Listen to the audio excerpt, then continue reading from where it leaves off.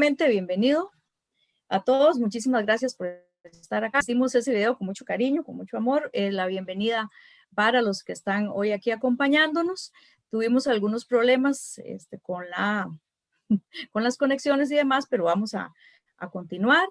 Yo le voy a ceder la palabra a la magíster Ileana López Espinosa, quien es la coordinadora de la sección de educación primaria y primaria con concentración en inglés de la sede de Occidente de la Universidad de Costa Rica, quien va a proceder a presentarnos de manera ya más formal a Luis Miguel Dorri.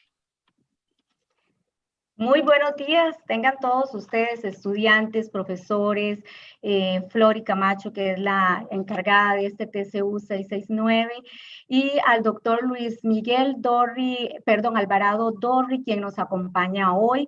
Realmente tengo el honor de presentarlo. Él es educador popular, actualmente es investigador, editor y columnista en el Centro Internacional de Investigaciones Otras Voces en Educación de Venezuela. Es asesor pedagógico en la jefatura del sector número 17 de primarias en Ocosingo, Chiapas, México. Ha sido profesor de educación superior también y realmente también nos complace decir que es invitado y colaborador en Radio Cultural Bahía de Quintana Roo, México, para conversar temas educativos y sociales. También ha sido moderador en el programa La Otra Educación Posible, que se transmite todos los miércoles en el YouTube de Otras Voces en Educación. También es colaborador en la alianza CEIP H Argentina y MAEC México y CII o VE Venezuela, que tal vez él ahora nos puede aclarar un poco, ¿verdad?, sobre estas iniciales, en donde se organizan ciclos de formación permanente denominados Memoria Histórica Sindical, La Otra Política Posible, La Otra Educación Posible y Voces Insurgentes. Esos se transmiten de lunes a jueves por el canal de YouTube de Otras Voces en Educación. También tiene estudios en doctorado en Pedagogía Crítica y Educación Popular y maestría en Pedagogía Crítica y Proyectos Educativos en el Instituto McLaren de Pedagogía Crítica en Ensenada, Baja California, México. Es magíster en docencia por el Instituto de Estudios de Posgrado y licenciado en Educación Primaria por la Escuela Normal del Estado de Chiapas en México. Muchísimas gracias, Luis Miguel, por estar aquí acompañándonos hoy. Para nosotros es de verdad un gran placer tenerlo hoy. Bienvenido.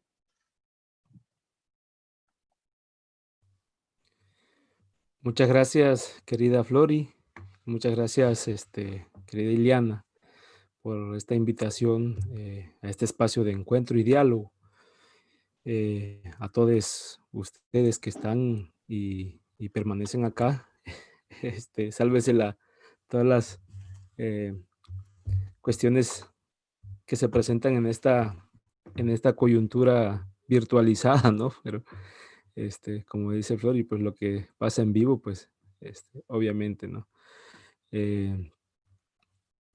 Pues esperando que este conversatorio sea de su agrado, e interés y a la vez que se ubique como un punto de reflexiones. Efectivamente, el CIOB es este Centro Internacional de Investigaciones Otras Voces en Educación. La CIH de Histórica es la cooperativa de investigadores, investigadoras, educadoras, educadores de Argentina. Y el MAEC es el Magisterio Alternativo para la Emancipación de la Educación de México, ¿no? Estamos participando en esa alianza.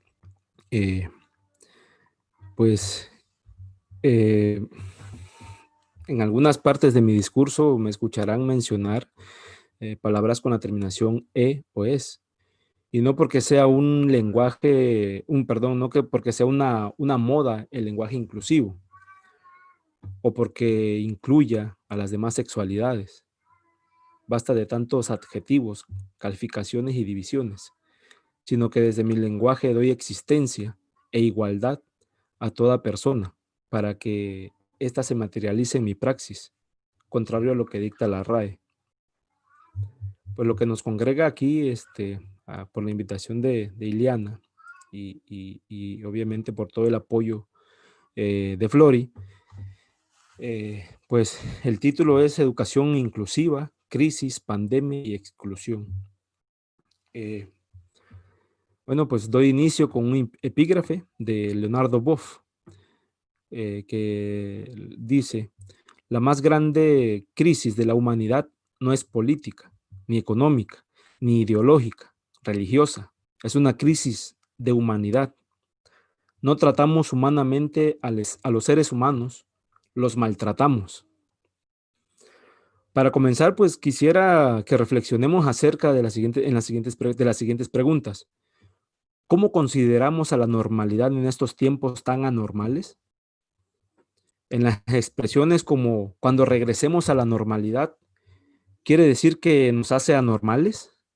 Por otro lado, la nueva normalidad tuvo que llevarse un proceso de transición de anormalidad a esa nueva normalidad. Por tanto, ¿fuimos anormales y ahora somos nuevos normales? En este sentido, los lenguajes sobre normalidad y anormalidad no solo son una construcción social, sino que también política y económica. Y son una construcción social, política y económica porque son establecidas desde el mismo sistema hegemónico que impone sus propias reglas, normas y lenguajes, las cuales las sociedades bajo su dominio tienen que alinearse y alienarse. Las tensiones y contradicciones sobre normalidad, anormalidad se observan en la historia.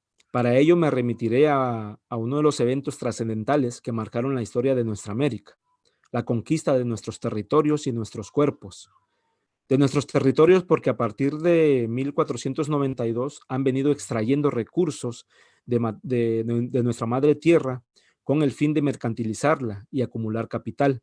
Al mismo tiempo de nuestros cuerpos sin fragmentación cartesiana, mente-cuerpo, basada en una explotación con el mismo fin, la acumulación de recursos precarizando las condiciones de les oprimides explotables. Por lo anterior, Eduardo Galeano dice lo siguiente: el descubrimiento hasta nuestros días, todo se ha transmutado siempre en capital europeo o más tarde norteamericano, y como tal se acumula se ha acumulado y se acumula en los lejanos centros de poder.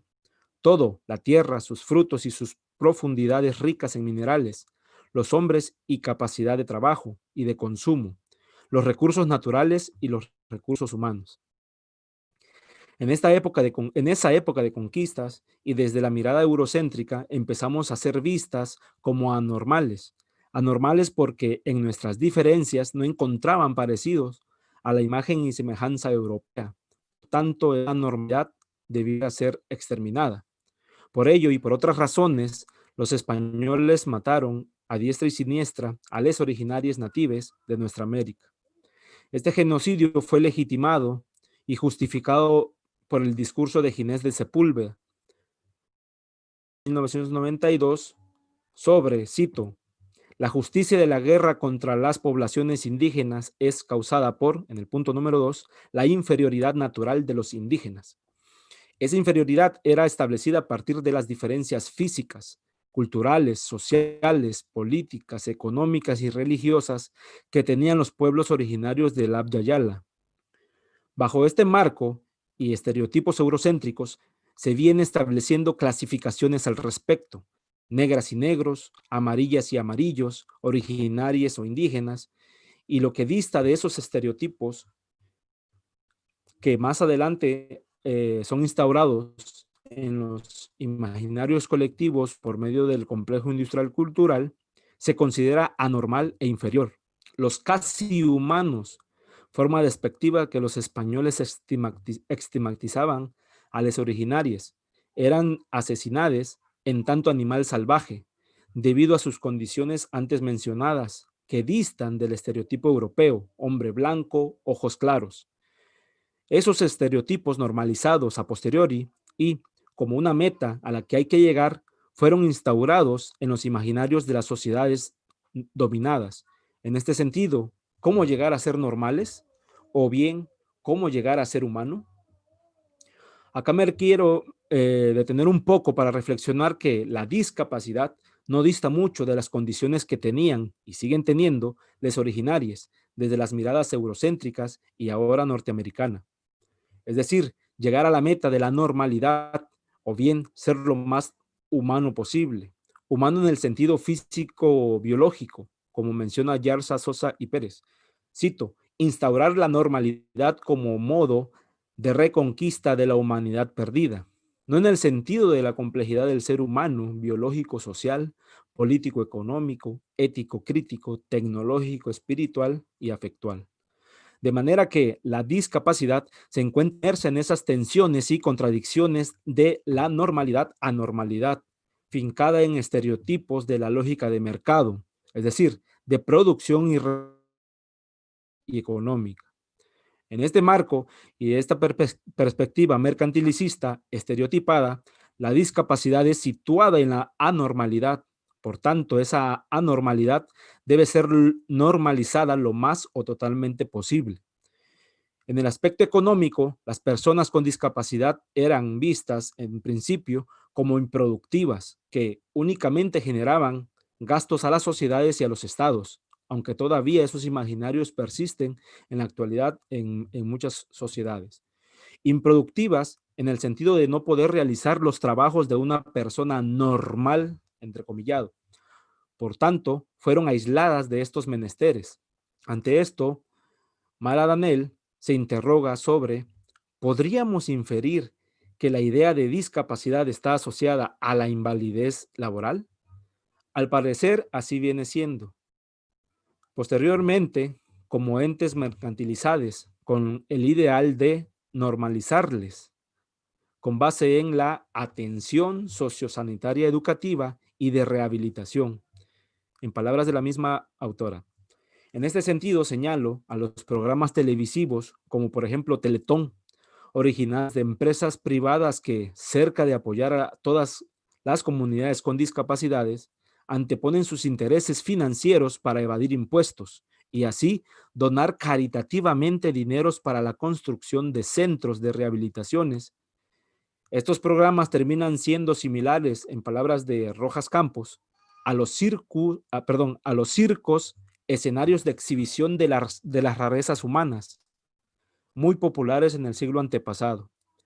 En lo político, al enmarcar la discapacidad desde su génesis y más allá de ella, en un contexto de opresión, dominación, control, exclusión, discriminación y explotación, estas subjetividades se han venido resistiendo, formando alianzas y organizándose para luchar contra esas injusticias. Estas luchas y resistencias se han legitimado en los derechos humanos, con altos costos de muertes, persecuciones, torturas y demás. Sin embargo, falta mucho para que esos derechos se vivencien. Para ello es necesario fracturar nuestros paradigmas desde nuestros propios lenguajes. A lo largo de la historia, estos lenguajes han sido modificados con respecto a la filosofía de la época y por las subjetividades que se resisten. En este marco, en la evolución o involución, en lo despectivo o loable, de las concepciones de les, cito, impedidos, discapacitados, minusválidos, deficientes, inadaptados, hasta otros cortes de más coloquial, como tullidos, idiotas, lentos, torpes, retrasados, según Rojas Campos. Todo palabrerío legal quedan en lo abstracto, pues carecen de praxis, es decir, no se vivencian en la cotidianidad. Por un lado, en las empresas transnacionales que ven a las personas con discapacidades como mercancías consumidoras y por el otro, el Estado, que las ven como cargas. Toda esta barborrea, Yarza, Sosa y Pérez argumentan, cito, más formas políticamente correctas de nombrar que contenidos reales y sustantivos en pro de la población directamente implicada. Y no se vivencian porque los lenguajes y legitimaciones políticas y jurídicas son realizadas, en su mayoría, desde lo externo y no desde las propias comunidades de personas con discapacidades que son y están con sus especificidades. En lo sociocultural, por la instauración de estos lenguajes en los imaginarios sociales, sus concepciones y sus prácticas han provocado en la mayoría de les, entrecomillado, normales, emociones y sentimientos hacia las personas con discapacidades, sentimientos de lástima, compasión, tristeza, miedos, entre otros, transformando las subjetividades de las segundas en, cito, objetos de caridad. Y ser un objeto de caridad, según Rojas Campos, cito, hasta el nombre desaparece y con él todos sus rasgos de humanidad. Entonces aparece la estigma, es decir, expresiones como no te juntes con ese rarito, el hiperactivo del salón, la distraída esa o la de silla de ruedas, entre otras no menos peyorativas. En lo tecnológico, solo aquellas personas con discapacidades que tienen una estabilidad económica suficiente pueden adquirir dispositivos electrónicos, prótesis, sillas de ruedas o cualquier innovación científico-tecnológica que se requiera, mientras que muchas quedan excluidas de estas. Estas innovaciones son muy frecuentes y bajo la lógica de obsolescencia programada para captar la mayor cantidad de capital. Por lo anterior, el modelo neoliberal lleva una cosificación de la cosificación, es decir, dentro de las cosas normales hay unas cosas anormales, en tanto mercancías consumidoras, las cuales hay que controlarlas, estigmatizarlas, señalarlas, clasificarlas e inferiorizarlas para obtener las más jugosas ganancias posibles. Pero, ¿qué es la discapacidad? En principio, las religiones las vinculaban como un castigo divino o pecado cometido por generaciones anteriores o bien las actuales. Las familias de estas procuraban no mostrarles o sacarles de casa por vergüenza que le vieran y les señalaran como pecadoras. Posterior a ello, en los avances de la ciencia y tecnologías en medicina, las relacionaban con como fenómenos de la naturaleza, los cuales tenían que examinarlas para poder curarlas o normalizarlas, entrecomillado. Desde el sistema capitalista les conceptualizaban y siguen como les improductives o poco productivos en comparación a les normales. En la actualidad, según el diccionario de Google, lo define como falta o limitación de alguna facultad física o mental que imposibilita o dificulta el desarrollo normal de la actividad de una persona.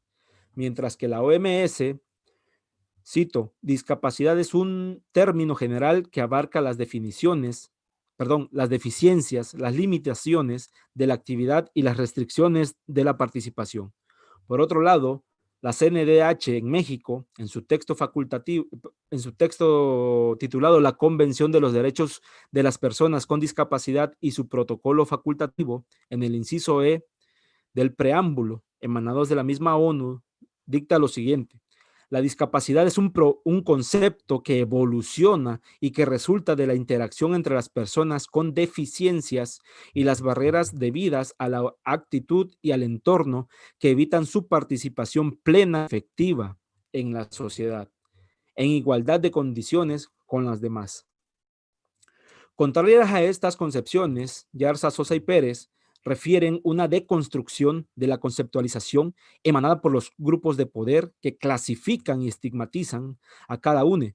En este sentido, mencionan que entendemos a la discapacidad como una producción social e histórica, moderna y colonial, inscrita en los modos de producción y reproducción de una sociedad, añadiendo que, cito, enmarcada en un sistema de clasificación de sujetos inventado y reproductor de un orden hegemónico basado en relaciones de asimetría y desigualdad. De las definiciones anteriores observamos que las tres primeras manejan desde los modos de producción y reproducción, económico, político, social, lenguajes despectivos como deficiencias, normal, limitaciones, restricciones, entre otras, las cuales las pondremos en tensiones con sus contradicciones con el fin de comprender mejor el contexto. Deficiencias en contraposición, perfección, normal, anormal, limitaciones, libertad. Podemos decir entonces que la discapacidad, desde esta perspectiva, es una esclavitud de la imperfección anormal. La última significación nos da cuenta que la discapacidad es gestada y reproducida desde el propio sistema hegemónico clasificatorio, el cual es inherente su resignificación como acto ético político para la emancipación de las diversas subjetividades. De lo anterior, quisiera irme desde su génesis etimológica de la palabra discapacidad en un tanto superficial, pero desde otros frentes. Para ello es necesario fragmentar la palabra discapacidad en su prefijo dis y capacidad. Esta fragmentación me permite ver desde otra perspectiva con el fin de comprenderla para comprenderla, perdón, con el fin de desaprenderla para comprenderla y por tanto reaprenderla al momento de unirlas y más aún vivenciarla en mi cotidianidad. En este contexto, el prefijo dis significa, según un diccionario etimológico en internet, encontré que el prefijo latín dis significa divergencia o separación múltiple. Por otro lado, capacidad significa que es la cualidad de lo que se es. Entonces, al unir los dos significados, el prefijo dis y la palabra capacidad, tenemos divergente cualidad. De la misma manera, me es necesario fragmentar y, por tanto, me acercaré a una aproximación de resignificación de cada una de las palabras anteriores. En primer lugar, tenemos la palabra divergente, la cual en uno de sus significados lo tienen como diferencia. Esto se asocia con el pensamiento divergente, que en el mismo diccionario nos remite a la creación de ideas creativas y diferentes, mientras que cualidad la significan como, cito, la esencia de una persona. Por tanto, la discapacidad podríamos reconceptualizarla como una diferente y creativa esencia. En este marco, todos somos seres diferentes y creativos, en tanto con discapacidades. Bajo esta reconstrucción paradigmática me referiré a las personas con discapacidades. Esta resignificación debe ser un acto ético político, evitando caer en el romanticismo y en la caridad.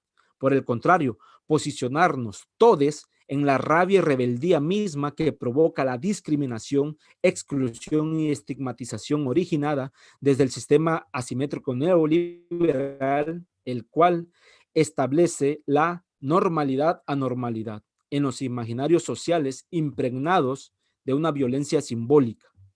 Esta resignificación debe fincarse en el diálogo con los otros, con los que viven esas discriminaciones, exclusiones y estigmatizaciones. Es decir, con las palabras, con las personas con discapacidades, convirtiéndose en observador, observadora, autoobservador, observadora y observado, observada, según Yarza, Sosa y Pérez, en su proceso investigativo. Dentro de las clases sociales se clasifican antagónicamente bajo las perspectivas darwinianas, imponiendo verdades absolutas y universales entre ricos pobres, inteligentes ignorantes, burgueses proletariadas, blancos y negras, normales anormales, entre otras, unas superpuestas a la otra. Ante esto, no nos cabe duda alguna de las clasificaciones y calificaciones del norte global son tales en virtud de una verdad hegemónica autoimpuesta y desplegada hacia el sur global. En esta perspectiva clasista y clasificatoria del modelo neoliberal, dueño de las élites de las sociedades del conocimiento, encasillan todo lo que esté a su alcance como meras materias primas en un almacén, es decir, lo bueno, lo regular, lo malo. Asimismo, se clasifican las discapacidades. Esta clasificación legitima política, social y económicamente las inferioridades de las personas.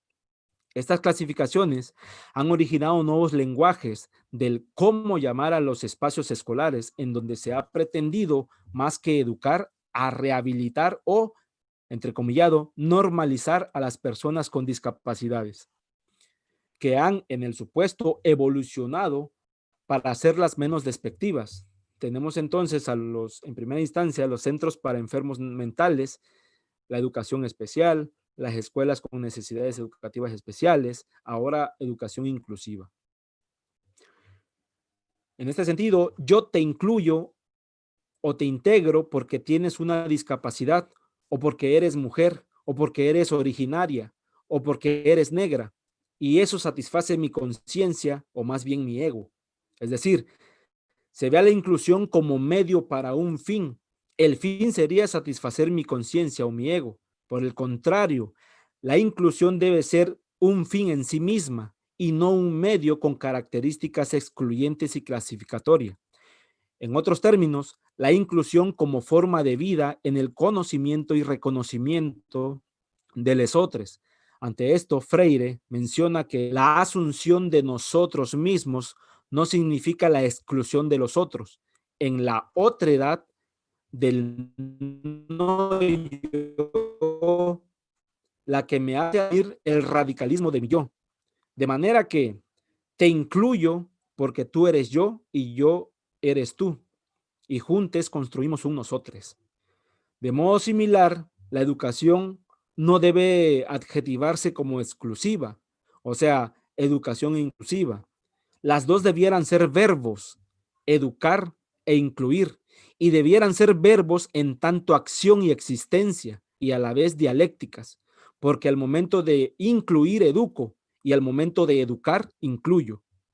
En este marco, Yarza reflexiona acerca de la construcción de nuevos paradigmas para pensar la educación y las discapacidades desde otras aristas y con base en el diálogo directo con las comunidades de seres diferentes y creativas, principalmente más desde el sur, en contrapuesta a la mirada euro-norteamericanocéntrica.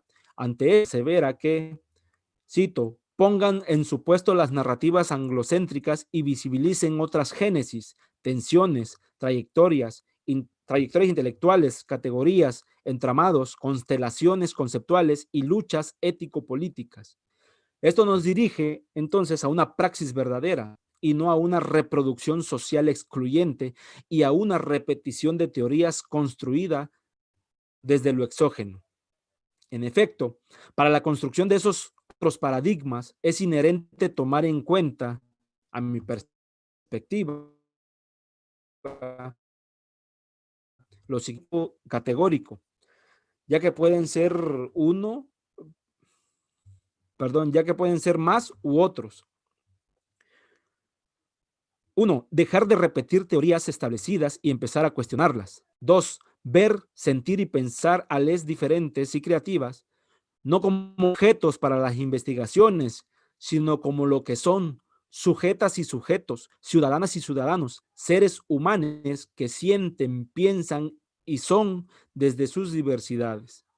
3. Romper paradigmas establecidos desde y a partir de nuestros propios lenguajes. 4.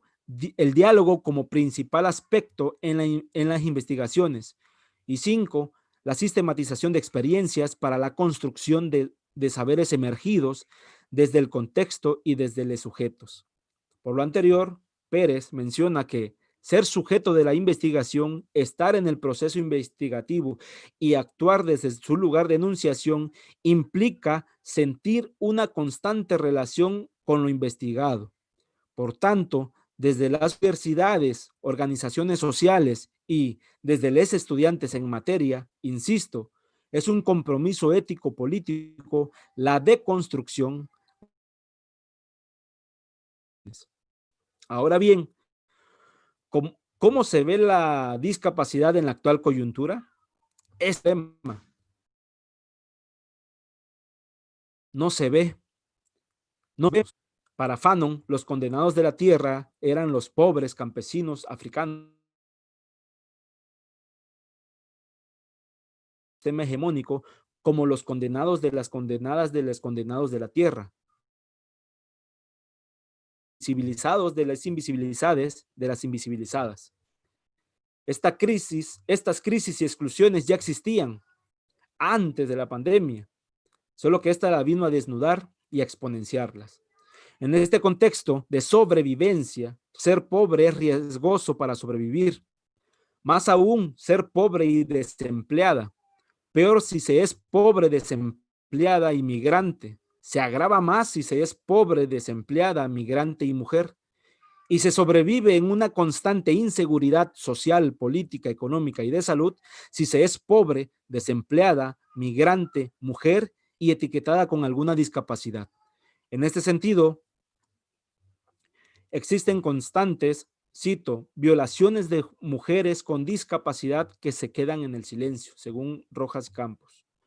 Debido a la lógica de violencia originada por el sistema hegemónico que cosifica a las personas y las deshumaniza en tanto animal, sin alma, sin pensamiento y sin razón, según Rojas Campos.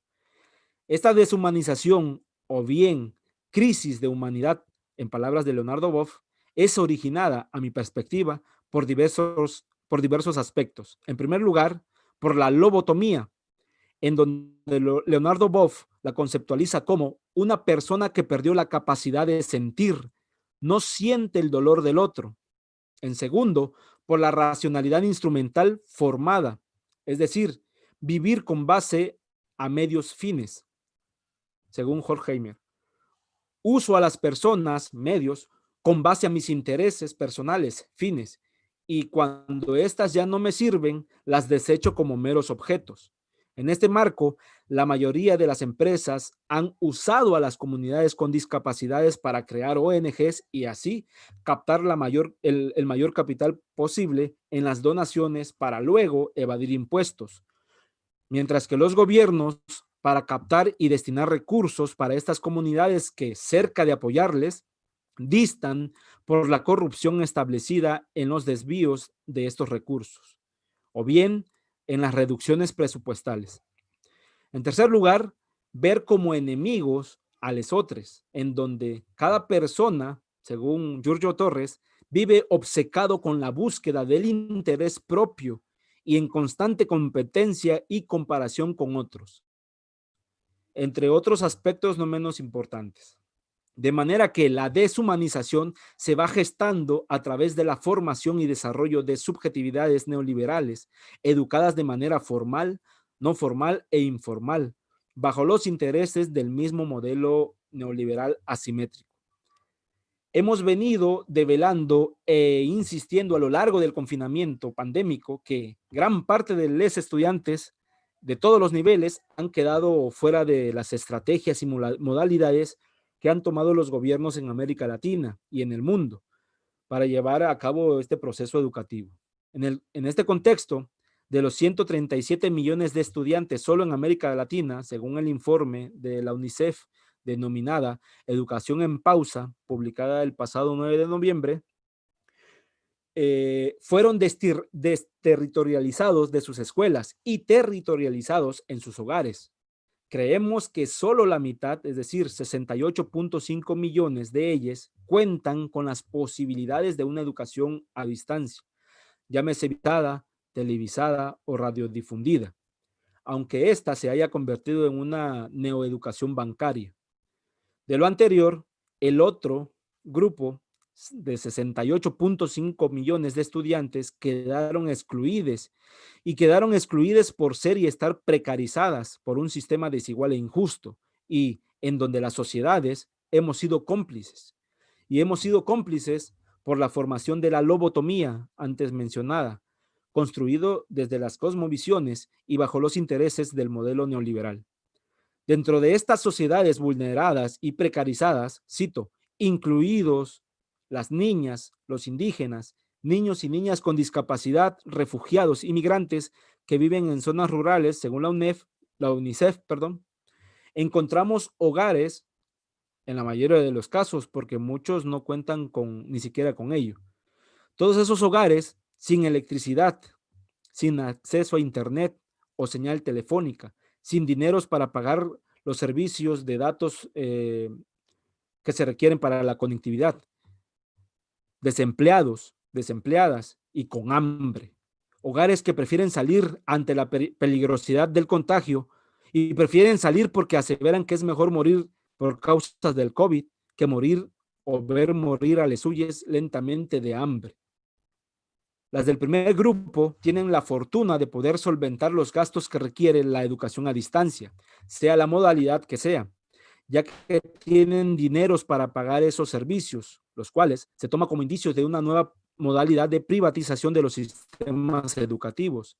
Privatización porque tanto familias y docentes tienen que pagarlos de su propio salario y ese salario se mantiene inmóvil, Es decir, los gobiernos se desentienden de esos gastos, pero sí exigen autoritariamente que se rindan cuentas de lo que se hace y que ahí vean las familias y docentes cómo le hacen para ello.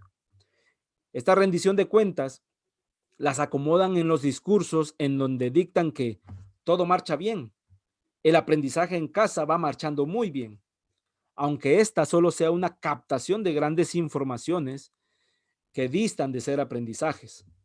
El segundo grupo ha quedado completamente, insisto, excluido de estas modalidades y cerca de que los gobiernos garanticen una educación gratuita para todos, solo se preocupan en convertirles en estadísticas, aunque muchas ni a eso llegan, para sus intereses deshumanizados. Estos grupos vulnerados y precarizados quedan expuestos con mayor facilidad a la violencia intrafamiliar, sea física o psicológica, de género, abusos sexuales, entre otras no menos importantes, y se han acrecentado durante este confinamiento.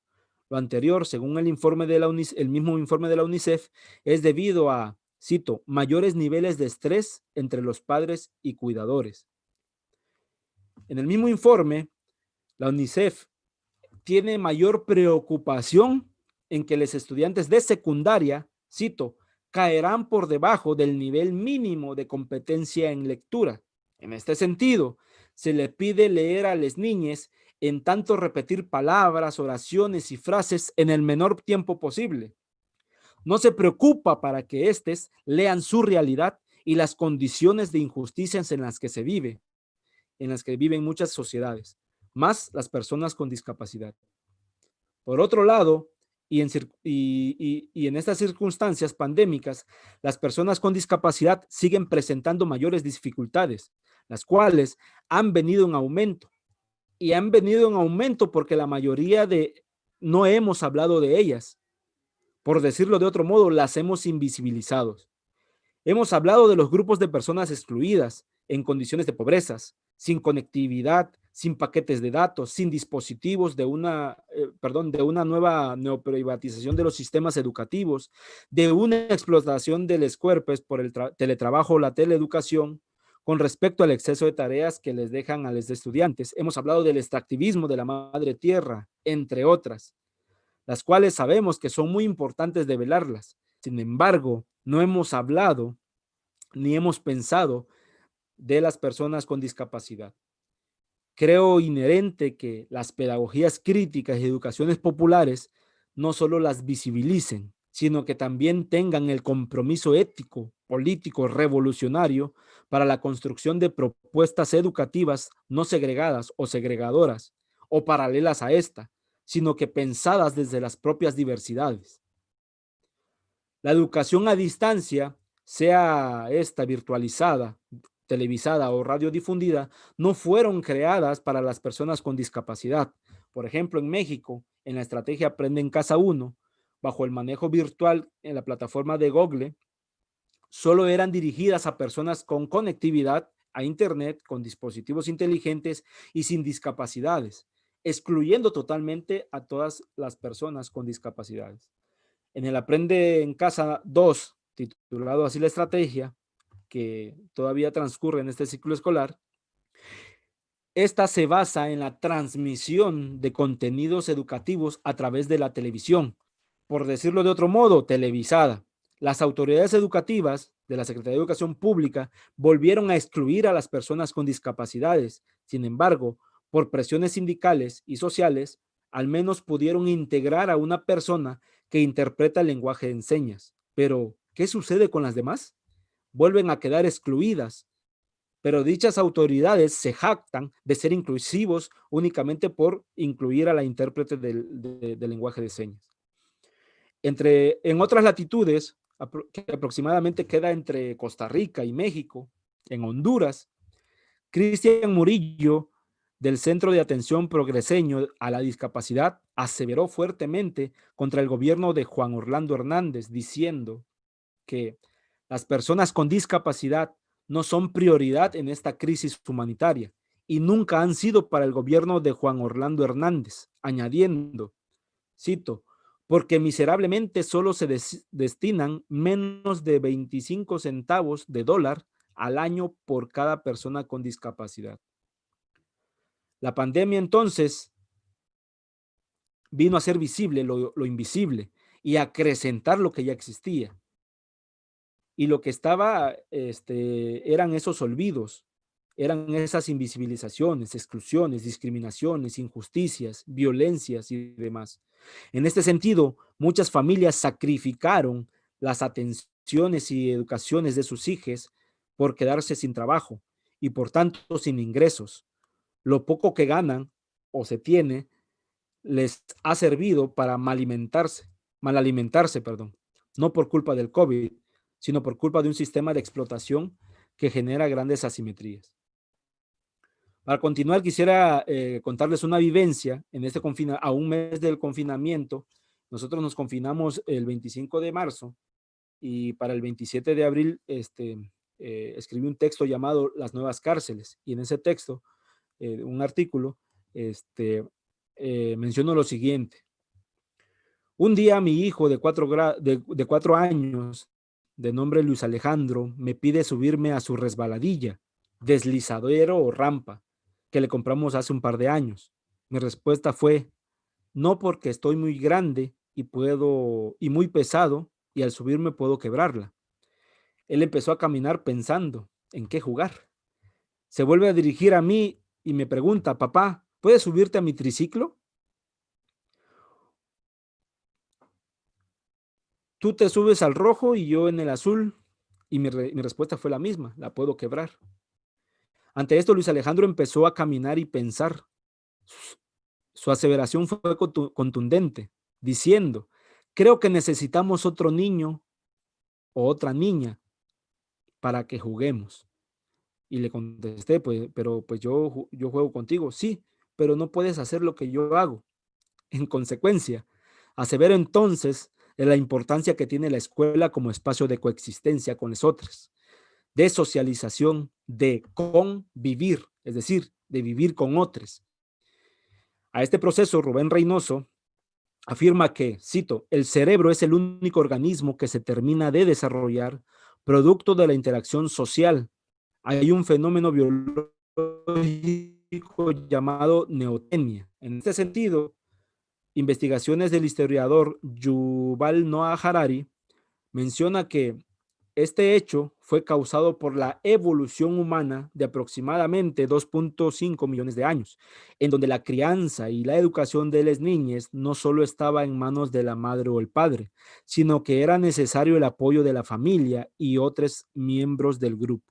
Por tanto, la evolución, cito, la evolución favoreció a los que eran capaces de crear lazos sociales fuertes. Por otro lado, Vygotsky asevera que el aprendizaje y el desarrollo cultural se construye en presencia e interacción con los otros. Es pues la escuela un lugar importante para el desarrollo integral de los seres humanos, con base en la interacción presencial y física con los otros. No quiero decir con esto que ya regresemos de inmediato a las aulas. Para regresar tenemos que exigir las condiciones pertinentes en las escuelas, es decir, que baje lo mayor posible el contagio, que haya agua potable, las rampas, salones, salones espaciados, entre otras condiciones. Ahora bien, antes de finalizar, quisiera regresarles la palabra a dos voces que me iban a acompañar, pero pues por cuestiones de pena y vergüenza, no pudieron. Pero pues nos mandaron algunas de sus vivencias, desde sus especificidades. En una entrevista informal a modo de charla, Julio César, 20 años, diagnosticado con trastorno por déficit de atención e hiperactividad, nos comenta lo siguiente. A menudo me sentía discriminado y excluido en la escuela por ser diferente a los demás. Los que más me discriminaban y excluían eran mis compañeros dentro y fuera del salón de clases. Algunos profesores entendían lo que tenía, pero sí llegó a haber el momento de que fuese un maestro que me discriminara. Ante esto me sentía triste porque no querían platicar conmigo o no me integraban a sus pláticas. Para estar concentrado y menos hiperactivo en clases, me recetaron los médicos tomar una pastilla llamada Ritalin. Si no la tomaba, era seguro que me ponía a hacer un alboroto en el salón de clases y me distraía en las tareas. Cuando dejé de tomar esas pastillas, al mismo tiempo dejé de sentirme dependiente, ya que era una rutina que tenía que llevar obligadamente. Mi vida ha sido un poco complicada, pues aún me distraigo mucho y me cuesta rescatar información en el salón de clases. Por otro lado, Jonathan de Jesús Gamboa Flores, él me pidió que pusiera todo su nombre, ¿no? Todo. Jonathan de Jesús Gamboa Flores, de 27 años. El neurólogo lo diagnosticó con parálisis cerebral infantil.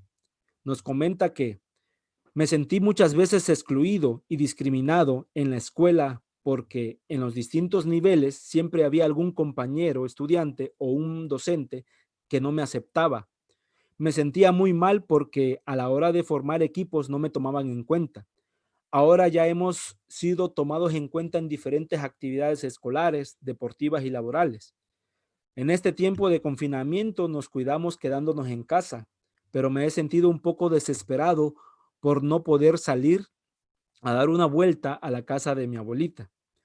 Y sobre las clases virtuales que recibo, no pongo mucha atención, por eso me gusta más lo presencial. Mi vida ha sido muy complicada porque dependo de mis padres y familiares. Mi parálisis me atrofia 3 extremidades de mi cuerpo, mis 2 piernas y mi brazo izquierdo. Para culminar, quisiera reflexionar en lo siguiente. Es inherente que desde nuestras propias praxis resignifiquemos los lenguajes no para romantizarlos o bien por compasión o misericordia, sino que con base a un auténtico compromiso ético-político con el fin de darles existencias a los inexistentes. Las discapacidades, al ser ubicadas dentro del grupo oprimido, es necesario una formación permanente que devele toda clase de dominación y que den cuenta de su propia emancipación. Es necesario el conocimiento y reconocimiento de mi subjetividad diversa y creativa en tanto ciudadanía, con el hito de legitimar nuestros derechos como seres humanos. Es importante romper nuestros propios paradigmas para la reconstrucción de otros y así dejar de repetir teorías establecidas y empezar a cuestionarlas. Ver, sentir y pensar a los seres diferentes y creativos como objetos, no como objetos para las investigaciones, sino como lo que son, sujetas y sujetos, ciudadanas y ciudadanos, seres humanos que piensan y son desde sus diversidades y especificidades. Empoderar a las personas con discapacidades a partir del compromiso ético-político para investigar sus condiciones y así construir saberes a partir de la dialéctica endógena-exógena, sujeto-objeto. Denunciar y proponer alternativas que atiendan a las diversidades con sus especificidades.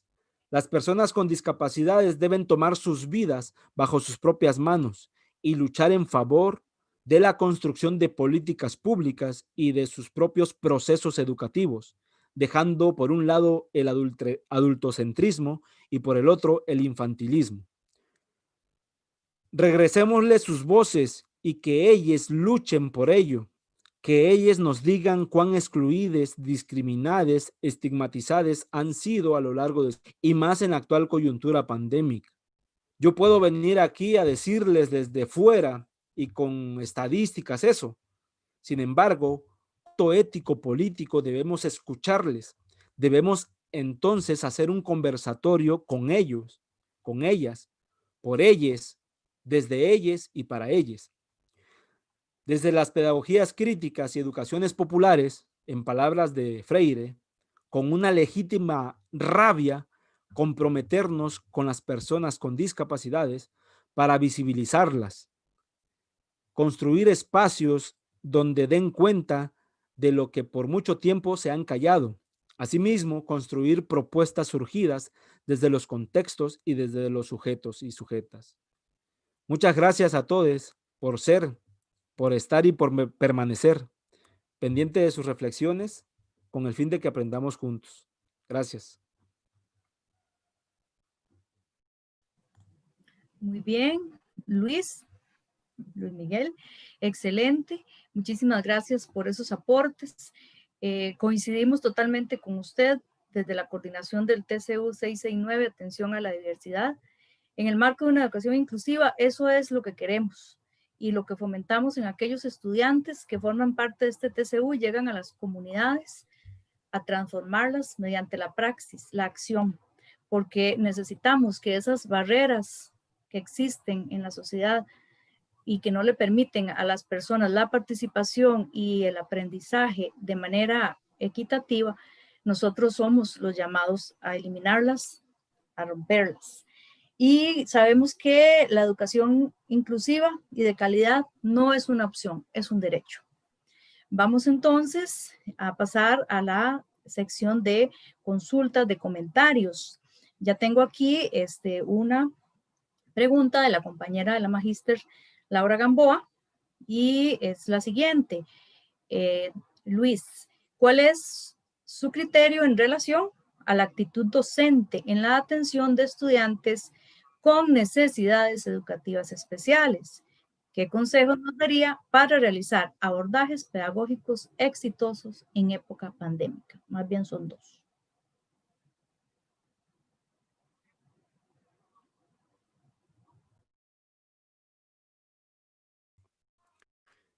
¿Voy respondiendo?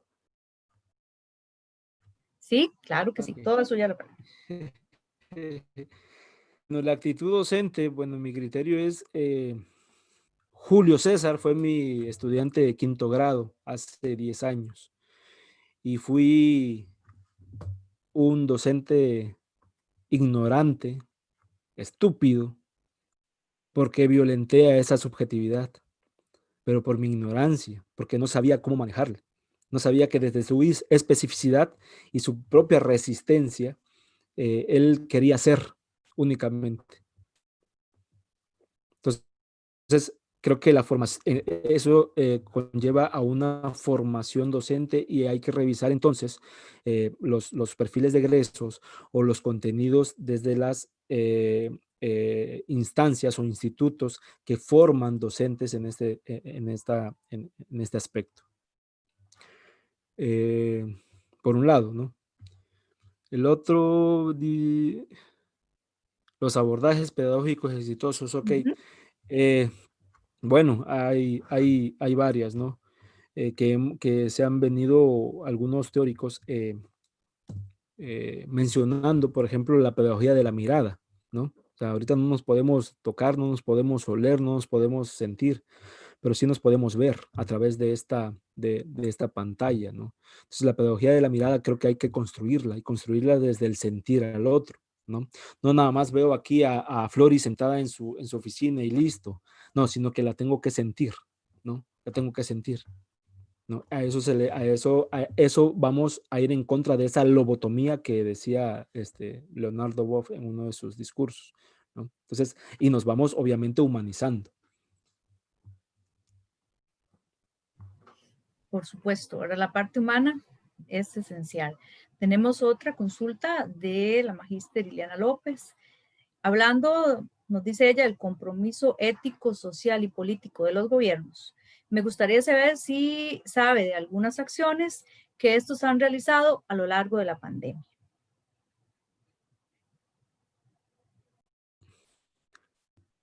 Con lo que respecta a México, pues creo que fue contraproducente, ¿no? Eliminaron todas las educativas especiales en las escuelas normales, ¿no? Que forman a docentes que, que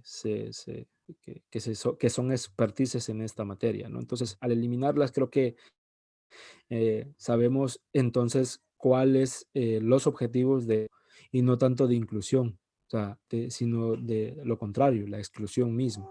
Entonces, a partir de eso aquí en México, pues fue un golpe muy fuerte para las escuelas normales y también para esta educación inclusiva.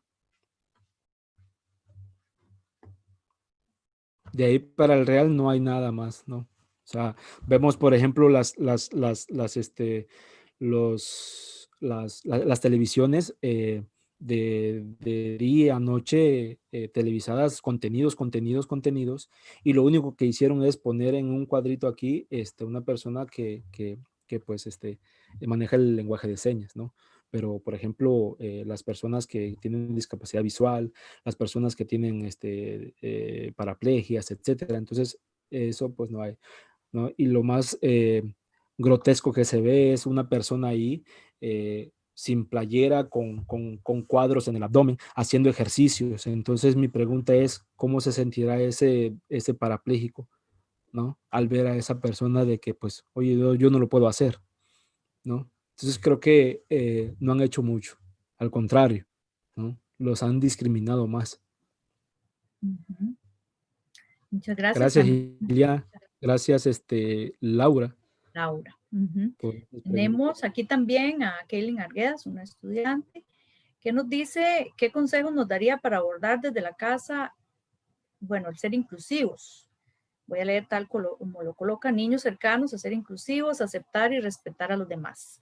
Tips de abordaje acerca de la inclusión en este ámbito, tomando en cuenta que muchos de ellos no tuvieron ese primer momento, los niños de primer grado hablamos, ¿verdad? Los niños que inician de socializar en las escuelas, ¿verdad? Debido a la situación actual.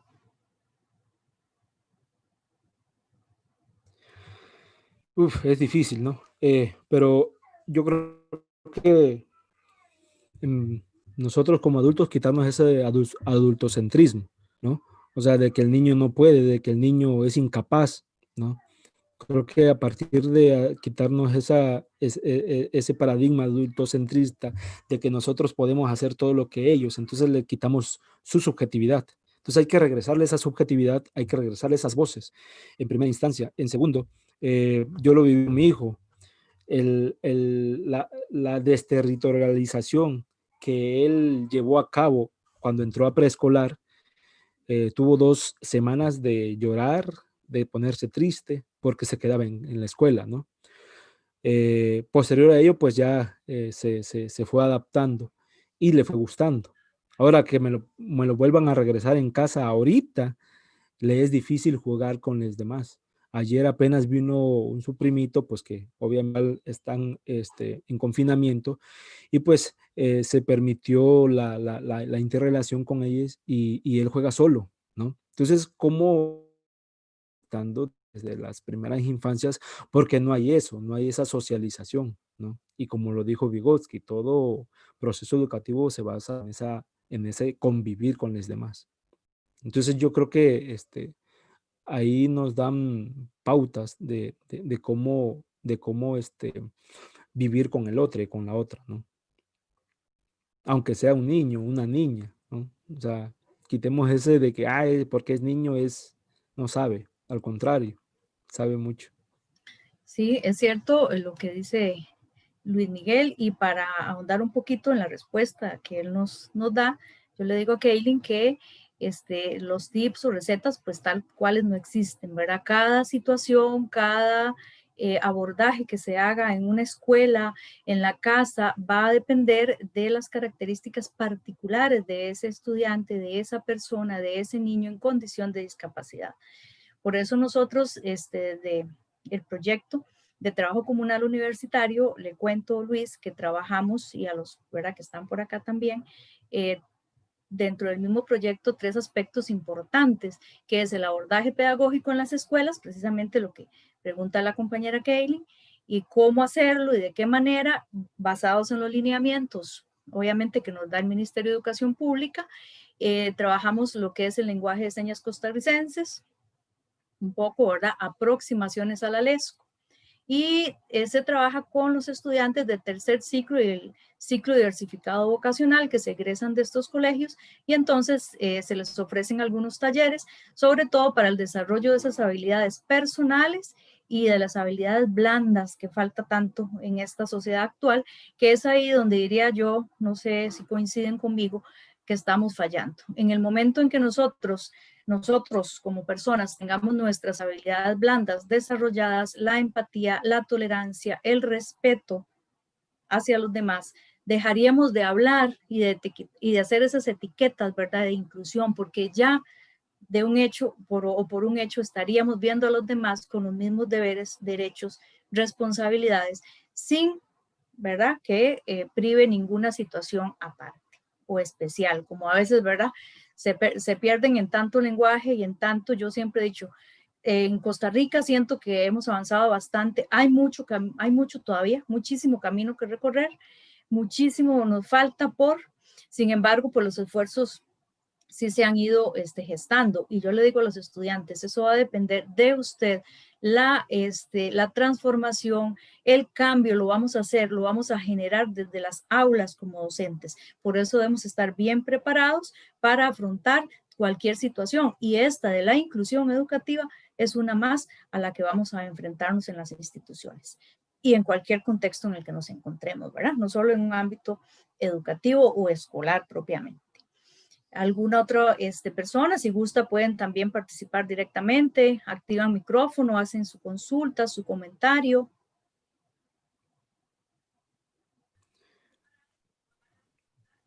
Vamos a ver.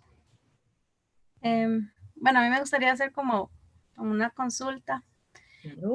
Bueno, Luis, ¿verdad? Estaba comentando que ahora con la crisis que estamos pasando todos, no se está tomando en cuenta a los niños con necesidades educativas especiales. Entonces, ¿qué pasa con la parte socioemocional de estos niños? Porque no se está tomando en cuenta, digamos, en ningún aspecto. Entonces, ¿cómo se está viendo afectada esa parte? Porque uno dice, y por lo general los niños siempre necesitan estar relacionados con otros, como él menciona, pero entonces, ¿qué está pasando con esa parte socioemocional de ellos?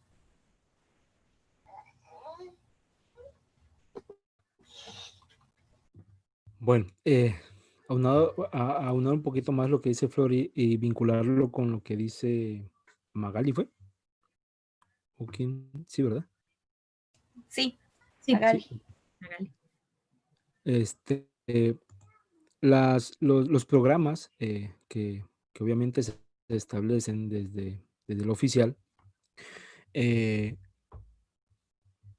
tiene de un dado momento tomar en cuenta también qué es lo que quieren los estudiantes, qué es lo que quieren las personas con discapacidad, qué es lo que sienten, qué es lo que pretenden, ¿no? O sea, basta ya de, por ejemplo, yo, asesor pedagógico, voy a construir todo una currículum para ustedes, estudiantes, sin tomar en cuenta sus intereses, ¿no?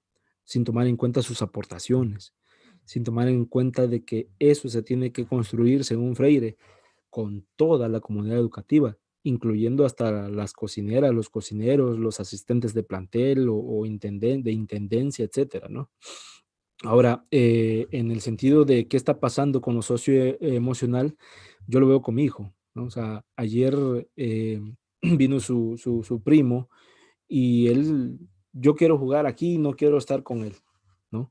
Entonces, cuando nos costó mucho de que socializara en principio, porque pues en primera instancia, por su edad, pues éramos nosotros, ¿no? Con mi compañera de vida. Pero ahorita sí veo en él de que está poniendo esas barreras socioemocionales por falta de interrelación, ¿no? Entonces, por eso, hola.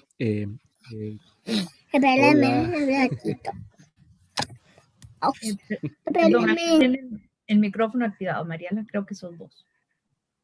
Bueno, ya nos saludó la nena. Sí, es el bebé Mariela. Disculpen.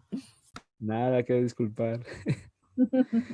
Entonces, creo que por eso debemos, como les decía, no repetir teorías, sino construirlas desde lo que está pasando socioemocionalmente, o sea, observar cuáles son, si tenemos niñas en casa, cuáles son sus inquietudes, cuáles son sus limitantes, cuáles son sus afectaciones socioemocionales, y a partir de ahí construir estas propuestas, ¿no?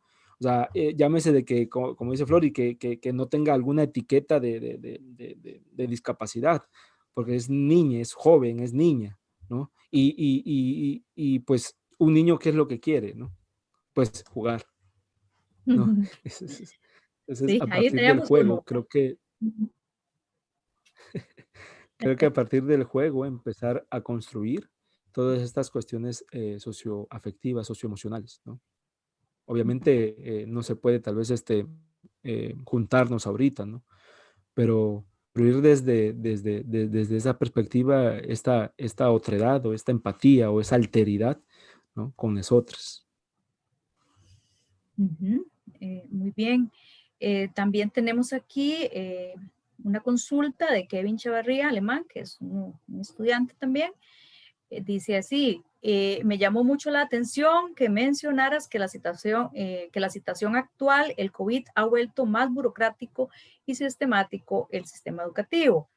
Quisiera saber qué consejo notarías como futuros docentes para agilizar un poco estas barreras en miras de una educación inclusiva.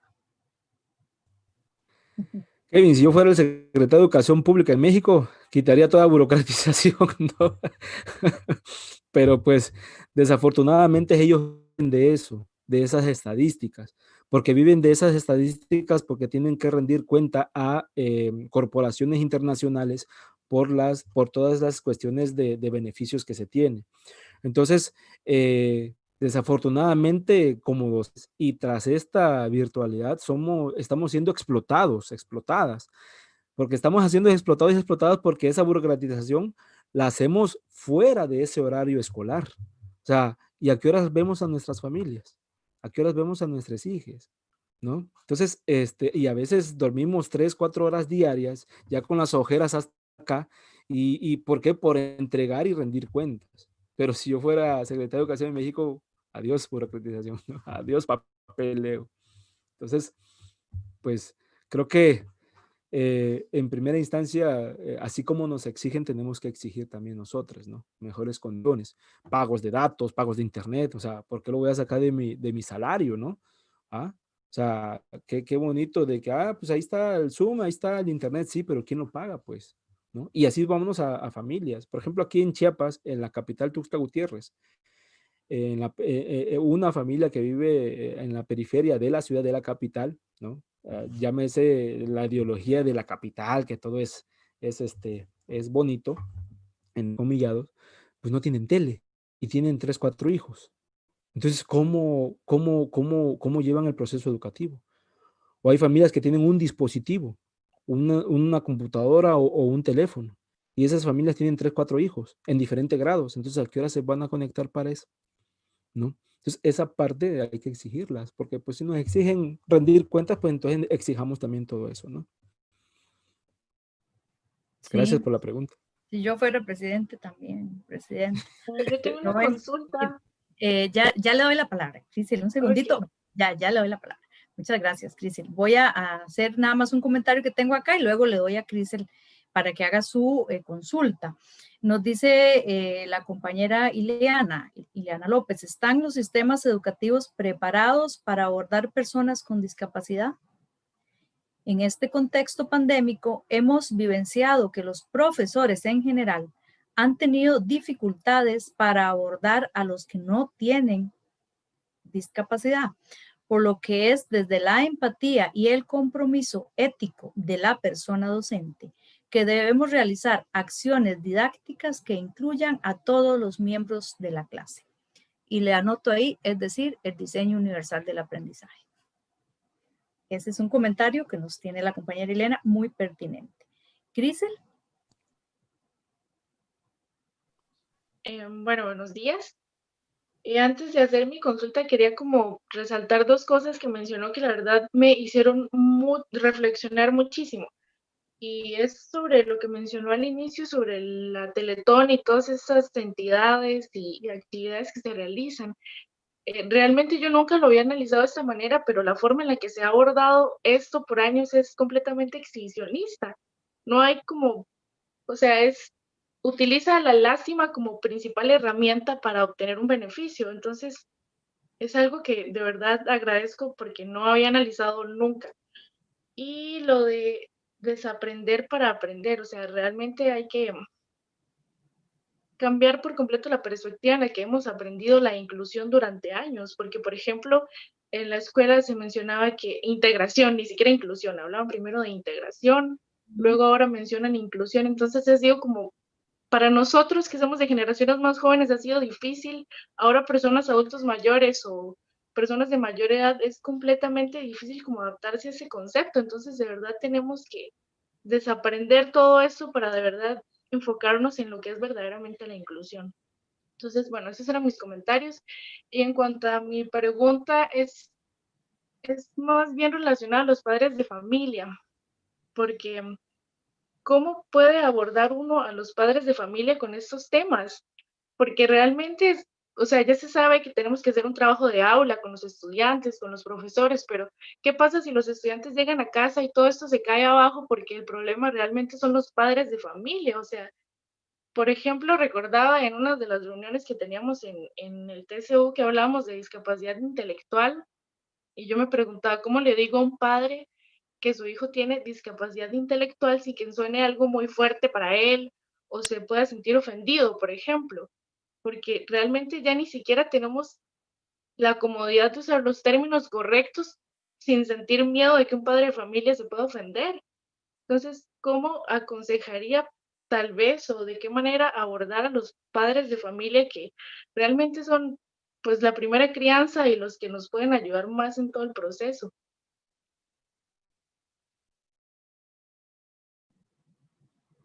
Muchas gracias, Cristian. Gracias, Crisel. Qué bueno que sirvió para reflexionar, ¿no?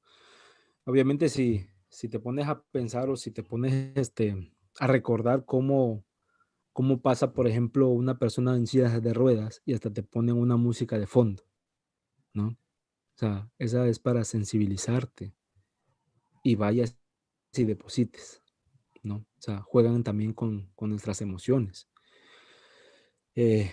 Y qué bueno que sirvió pues para reflexionar, ¿no? O sea, todo lo que venga de esa parte, pues imagínate. Por otro lado, creo que, como comentamos, es la concepción que tengamos de discapacidad.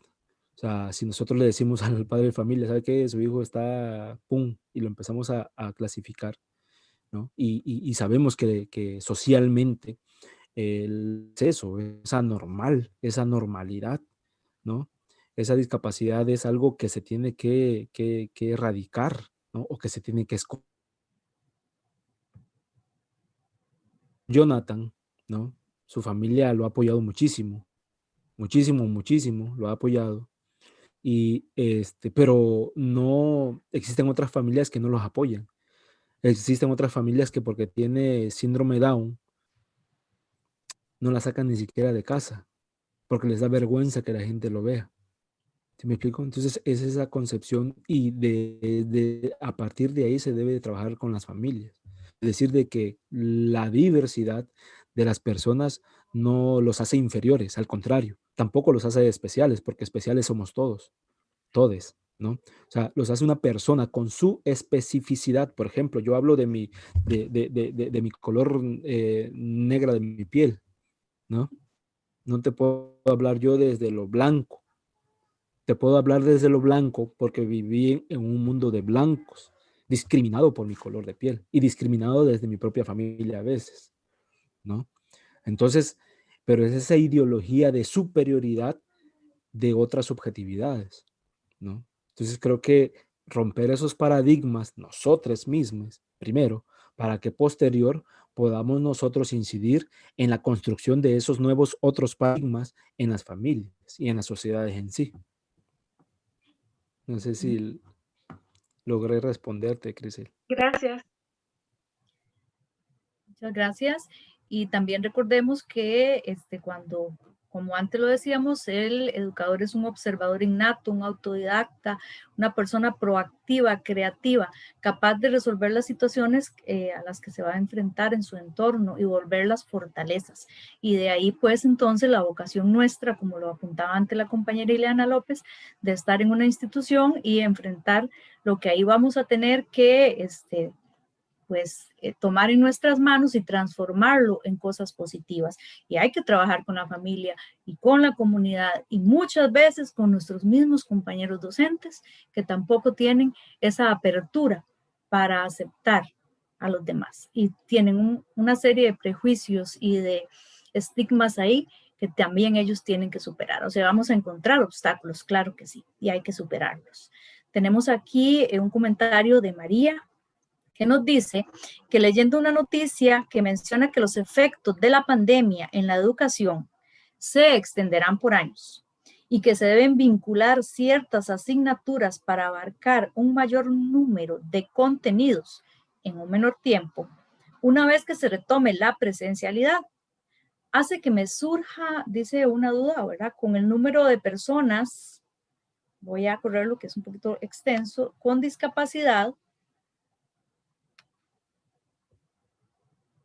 Vamos a ver, que se verán afectadas cuando se retome gradualmente la presencialidad.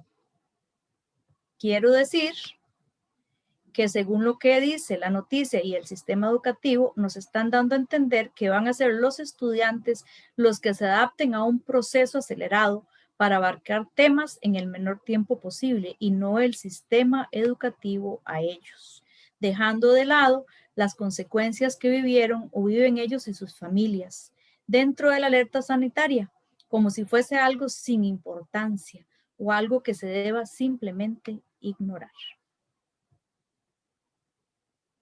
Un comentario que nos deja la compañera. No sé, Luis, si tiene algo que aportar a ese comentario. Creo que la siguiente ponencia lo van a dar todos los que están haciendo esos comentarios y esas preguntas, ¿no? Porque son eso lo que está pasando, ¿no? Desafortunadamente, en esta burocratización, como dice, y platicamos ahorita creo que fue con Crisel o quien nos preguntó sobre eso. Crisel. Ajá, perdón, Crisel. Y María de la pregunta. Ok, ajá. Entonces, ¿qué se preocupa? Las autoridades. O sea, el mayor cúmulo de contenidos, ahí está en la cabeza, ¿no? Una educación bancaria. No importa si la niña, el niño aprende. Lo que importa es de que repita todos los contenidos que ya se le dio en primera instancia. En España, por ejemplo, cuando muy empezaron a regresar a la presencialidad, un docente trabajaba con 2 grupos, ¿no? Pagándole lo mismo, ¿no? Entonces, lo que ellos quieren es no hacer más gastos corrientes en el sentido de educación. Y vemos hace algunos meses cuánto se redujo en América Latina los presupuestos. Aquí en México nada más fueron el 96% de reducción para de presupuesto para las escuelas. Imagínense, 96%, ¿sí? Para las escuelas normales en el país, ¿no? Entonces, de recibir más de 400 millones de pesos, van a recibir, creo que no sé si 26, 22%, 22 millones de pesos, ¿no? Entonces, lo que no quieren es eso, ¿no? Lo que no quieren es gastar, y como dijo ahí en una nota en Honduras, o sea, entonces, aquí lo que les preocupa más es eso, el discurso, decir que va bien, ¿no? Y decir que va bien es porque ya presioné a mis docentes que me rindan cuentas y ni siquiera tomo en cuenta todes, ¿no? O sea, tomo en cuenta una partecita de todo, o sea, una pequeña muestra de todo el territorio y toda la masa de docentes, ¿no? De estudiantes. Entonces, y aparte, los contenidos, o sea, hacen lo ¿no? Y dejan a un lado todo lo demás, ¿no? Que nos hace sujetos, ¿sí? Por eso decía yo de esa ruptura cartesiana de mente-cuerpo, porque desde esa ruptura toda la educación se ha afincado nada más en la mente y se invisibiliza el cuerpo, ¿no? Y el cuerpo pues habla, el cuerpo siente, ¿no? Entonces, eh, creo que más que estar abordando contenidos tras contenidos tras contenidos, creo que el mejor contenido ahorita para abordar es la familia y la convivencia en familia, ¿no? Y obviamente el cuidado de nuestros cuerpos y de nuestra madre tierra. Creo que son los contenidos más pertinentes ahorita. Excelente. También aquí en el canal de YouTube le dicen a Luis, hola, ¿cómo estás? Un saludo, profesor Dorri, desde Durango. Y Alejandra Nájera, buen desarrollo del tema. Felicitaciones, mi doctor favorito. Son algunos comentarios en YouTube.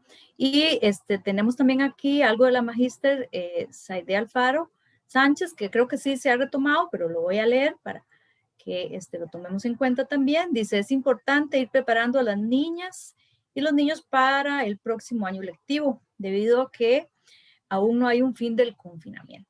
Como madre de familia es difícil tener el trabajo en la casa. Los niños sienten que es su espacio. ¿Qué recomendaciones nos da como padres de familia en esa preparación con los niños? Creo que hemos comentado ya un poquito también, ¿verdad?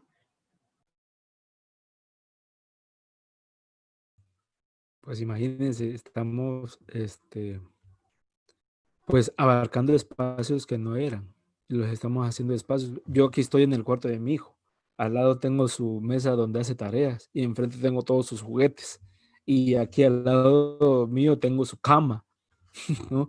Entonces, bien, hijo, le digo, cierro la puerta porque estoy en un conversatorio y él queriendo entrar a jugar sus juguetes, ¿no?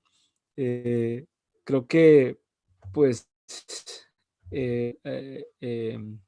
alternando todas estas actividades que hace uno en casa, ¿no? O sea, porque aparte se tiene que hacer la casa, se tiene que hacer comida, se tiene que jugar con las niñas, se tiene que, y hablo de manera general, no porque sea mujer, lo tiene que hacer la mujer, no, de manera general, ¿no? Hombres y mujeres y otras diversidades sexuales que tienen que hacer eso, ¿no? Desafortunadamente, en muchos lugares, el patriarcado prevalece y la que se, se lleva a cabo todas estas actividades es la mujer, ¿no? Entonces, imagínense, es una explotación sobre explotación, porque aparte del trabajo, también tiene que ver todo lo de casa, ¿no? Entonces, creo que, pues, con las niñas es decir contarles lo que está pasando, ¿no? O sea, y creo que es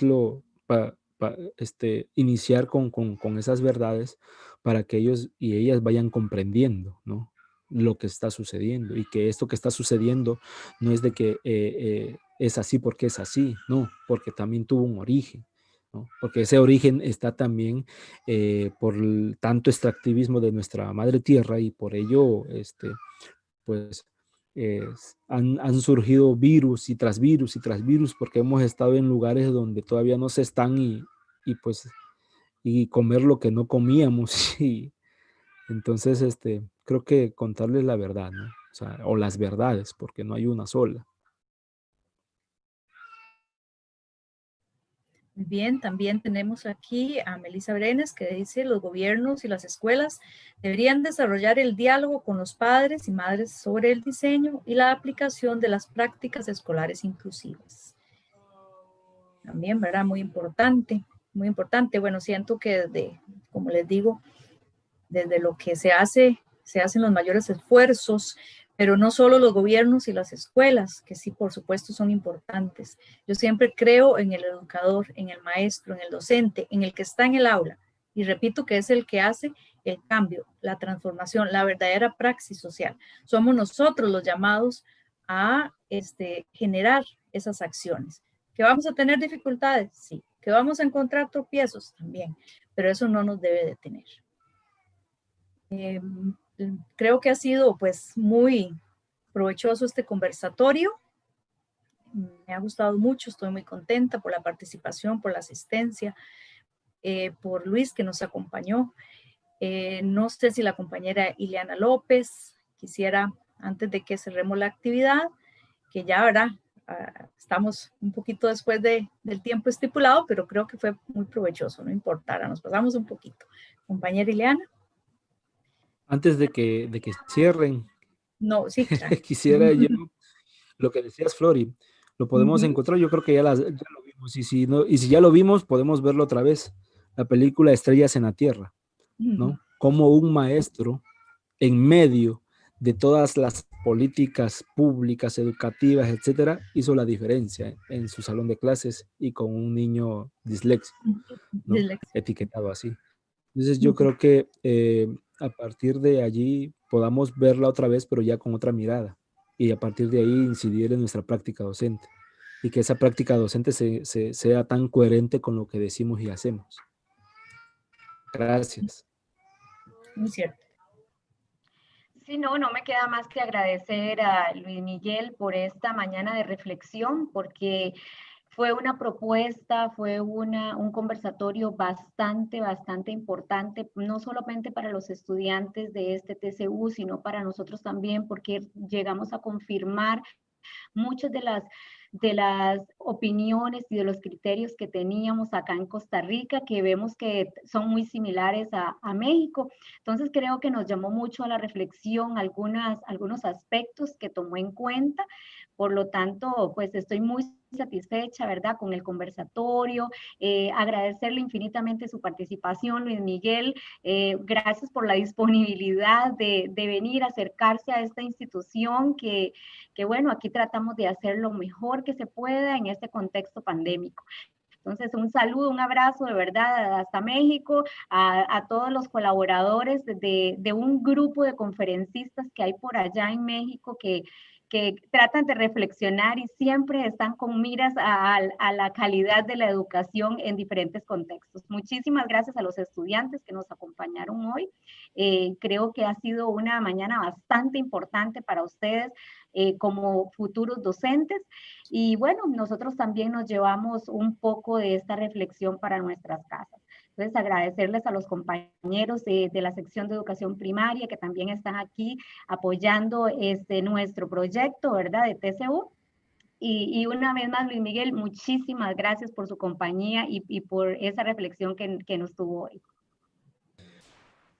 Gracias. Muchas gracias a ustedes por ser, estar y permanecer. Muchas gracias por la invitación. Y pues estamos abiertos a otras porque no saben qué tanto aprendizaje en estos tiempos para preparar este conversatorio. Y aprendizaje desde mi propia subjetividad, porque a mí hace unos años, hace aproximadamente 12, 13 años me diagnosticaron epilepsia postraumática, ¿no? Y a partir de esta investigación que hice y que preparé para ustedes, me di cuenta que también desde mi subjetividad tengo una discapacidad, ¿no? Pero que la invisibilicé por vergüenza. Pero aquí la muestro, soy epiléptico. Bueno, perdón, Flori, no, decirle a Luis Miguel que muchas gracias por compartirnos esto que tal vez para usted, pues, ¿verdad?, lo estaba invisibilizando de alguna manera y que aquí pues lo ha expuesto. Muchas gracias de verdad y esperamos que la investigación, ¿verdad?, del conversatorio, como usted mismo lo dice, pues sea de mucha ayuda para seguir creciendo como un gran profesional que es. Muchísimas gracias. Bueno, muy bien. Entonces, reiterar nuevamente el agradecimiento al doctor Luis Miguel Alvarado Dorri, a docentes de la Escuela Secundaria General número 1, Manuel Ávila Camacho, de la ciudad de Mante, Tamaulipas, México, que nos acompañó, a nuestros estudiantes de las diferentes carreras de educación y de educación inicial, de primaria, a los compañeros docentes, a mis colaboradores del TCU, a los estudiantes que conforman este trabajo. Sería tantas personas que agradecer al compañero Emanuel de Audiovisuales, que me ayudó en la transmisión de este evento, y a todos los que hicieron posible que hoy estemos aquí. Espero que esta sea una de las muchas actividades en las que nos podamos encontrar y compartir para fortalecer los procesos de educación inclusiva en las sociedades, que son tan necesarios y que estamos llamados a retomar y a tomar en nuestras manos. Que tengan un buen día. Muchas gracias por acompañarnos y bendiciones para todos. Muchas gracias. Gracias, buen Hasta día. luego. Gracias, hasta luego. Gracias, hasta luego. Gracias. Gracias. Gracias. Gracias, hasta luego. Adiós, Pamela. Muchas gracias. Santiago.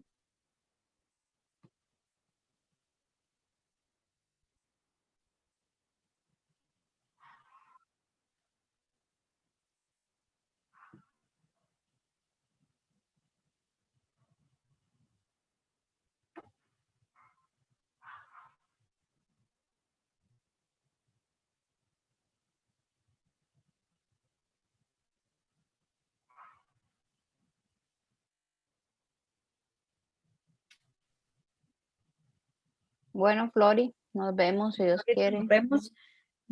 Gracias. Chaito.